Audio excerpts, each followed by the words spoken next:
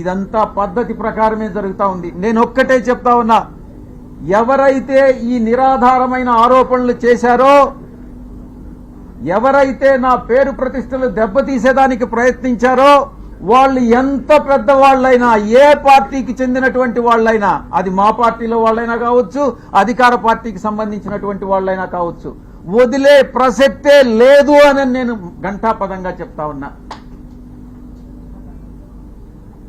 ఇక ఎవరైతే ఈరోజు ఇంకొక విషయం కూడా చెప్పాలి మీకు. ఎవరో ఒక వ్యక్తి, ఇద్దరు మోటార్ సైకిల్ మీద నిన్న విజయవాడకి మా ఇంటికి వచ్చారట.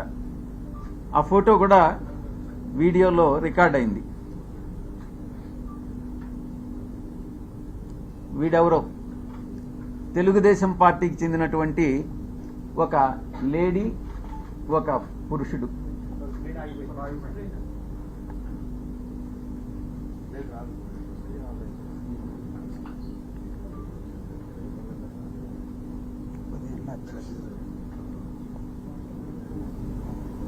వీళ్ళు,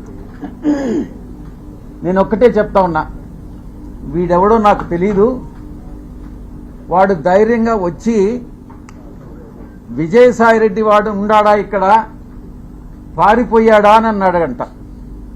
ఎక్కడికి పారిపోయాడు అని అన్నాడంట. వాడెవడో నాకు తెలీదు. వీడు డెఫినెట్ గా తెలుగుదేశం గుండా అయి ఉంటాడు. ఆ గుండా వెనుక ఒక అమ్మాయిని కూడా తీసుకొచ్చాడు. నేను ఒక్కటే చెప్తా ఉన్నా, ఎవరైనా కూడా, నేను ఈరోజు ఇక్కడ వచ్చాను, నాకేం సెక్యూరిటీ లేదే, ఏ ఒక్క పోలీసు నా దగ్గరికి రాలేదే, నాకు పర్సనల్ సెక్యూరిటీ కూడా లేదే, నేను ధైర్యంగా వచ్చా. వీడెవడో టైం చెప్పి నువ్వు ఫలాని దగ్గరికి రా అని చెప్తే ధైర్యంగా నేను ఒక్కడనే వెళ్తా.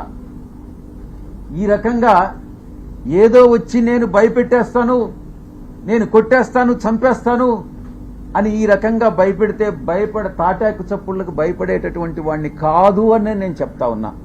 పత్రికాముఖంగా చెప్తా ఉన్నా, వీడికే చెప్తా ఉన్నా.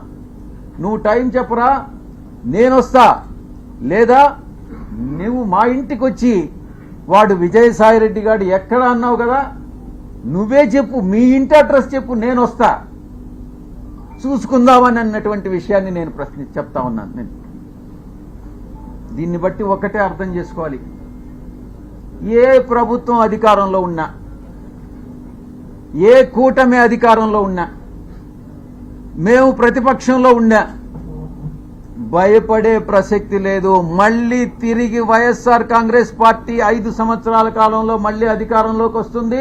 మధ్యంతర ఎన్నికలు గాని వస్తే మళ్లీ కూడా అధికారంలోకి వస్తుంది. ఎవరైతే తోక ఆడిస్తున్నారో ఆ తోక ఆడిచ్చే వాళ్ళందరినీ తిరిగి కత్తిరిస్తామని నేను పత్రికాముఖంగా చెప్తా ఉన్నా. ఇక బాబాసాహెబ్ అంబేద్కర్ గారు రాజ్యాంగాన్ని రూపొందించినప్పుడు రాజ్యాంగ రూపకర్త 4 స్తంభాల్ని నిర్మించారు. 1 పార్లమెంటు, 2 బ్యూరోక్రసీ, జ్యుడిషియరీ, ఆ తర్వాత మీరు 4th పిల్లర్ ప్రెస్. ఏంటి ఉద్దేశం, ఏంటి రాజ్యాంగంలో ఉన్నటువంటి ఉద్దేశం ఏంటి? తరతరాలుగా ఈ యొక్క అణగారినటువంటి వర్గాలు, తరతరాలుగా వెనుకబడినటువంటి వర్గాలు, అది మనునీతి ధర్మం ప్రకారం కుల వృత్తుల వల్ల కావచ్చు, మరి ఏ ఇతర రీత్యా కావచ్చు, ఈ యొక్క అణగారినటువంటి వర్గాలన్నింటినీ కూడా పైకి తీసుకురావాలన్నటువంటి ఉద్దేశంతో రాజ్యాంగంలో ఈ యొక్క 4 స్తంభాలని నిర్మించి చట్టానికి లోబడి మీరు పని చేయండి అని చెప్పినటువంటి మహానుభావుడు బాబాసాహెబ్ అంబేద్కర్ గారు. అందుకే ఈ ఇన్స్టిట్యూషన్స్ అన్ని కూడా మీకు మీ బాధ్యతలను గుర్తు చేస్తా ఉన్నా. మీడియాకి అంతరాలు లేనటువంటి సమాజమే మన ధ్యేయంగా ఉండాలి అన్నటువంటి చెప్పినటువంటి వ్యక్తి గొప్ప వ్యక్తి బాబాసాహెబ్ అంబేద్కర్ గారు. ఇక అణగదొక్కబడినటువంటి కులాలని ఒక షెడ్యూల్డ్ కులాలుగా పెట్టి ఒక షెడ్యూల్లో పెట్టి వాళ్ళకి రిజర్వేషన్స్ పాటించమనని ఆ బాధ్యతని గుర్తు చేయడానికే ఈ బ్యూరోక్రసీ, జ్యుడిషియరీ, ఈ యొక్క పార్లమెంట్ అన్నటువంటి దాన్ని ఆయన రూపొందించడం జరిగింది. దాంట్లో మీ పాత్ర కూడా ఉంది. ఈ రిజర్వేషన్స్ ని పాటించేటట్టు ఈ యొక్క ఇన్స్టిట్యూషన్స్ అన్ని చేయాల్సినటువంటి బాధ్యత మీ మీద కూడా ఉంది. ఈ సందర్భంగా మీరు ఎలా గత 3 రోజులుగా మీరు ఏం ట్రోల్ చేశారు, మీరు ఏం టెలికాస్ట్ చేశారు అన్నటువంటి విషయం నేను వేరే చెప్పనక్కర్లేదు. ఎవరికి మీరు ద్రోహం చేసింది? ఒక ఆదివాసీ మహిళకి, ఒక ఆదివాసీ అధికారినికి ఒక్కసారి ఏదో లేనిది ఉన్నట్టుగా చిత్రీకరించి అవాస్తవాలని, ఆధారాలు లేనటువంటి వాటిని టెలికాస్ట్ చేసి ఘోరమైనటువంటి తప్పిదం చేసినటువంటి ఛానల్స్ మొట్టమొదటిది మహా న్యూస్. నన్ను డిస్టర్బ్ చేయొద్దు. నేనంతా పూర్తి చేసిన తర్వాత నువ్వు ఏదైనా అడుగు, నేను చెప్పేదానికి సిద్ధంగా ఉన్నా. నువ్వు కూడా వంశీకృష్ణలాగా ప్రవర్తించొద్దు. మహా న్యూస్ 2, ABN 3, TV5 నీకు ఇబ్బందిగా ఉండొచ్చు, కానీ ఇవన్నీ కూడా వాస్తవాలు.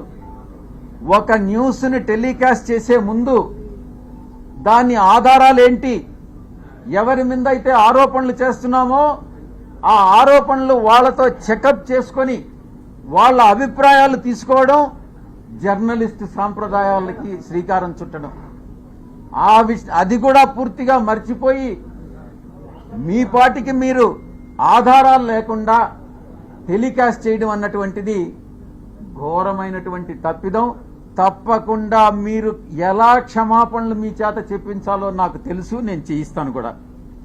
సమాజం ఒక బాధ్యత, నా గురించి మీ అందరికీ కూడా తెలుసు. నన్ను నేను చెప్పుకోవడం కాదు, చాలా మంది మా పార్టీలో ఉండే వాళ్ళు కూడా నా పైన ఆరోపణలు చేశారు, తెలుగుదేశం వాళ్ళతో కుమ్మక్కై.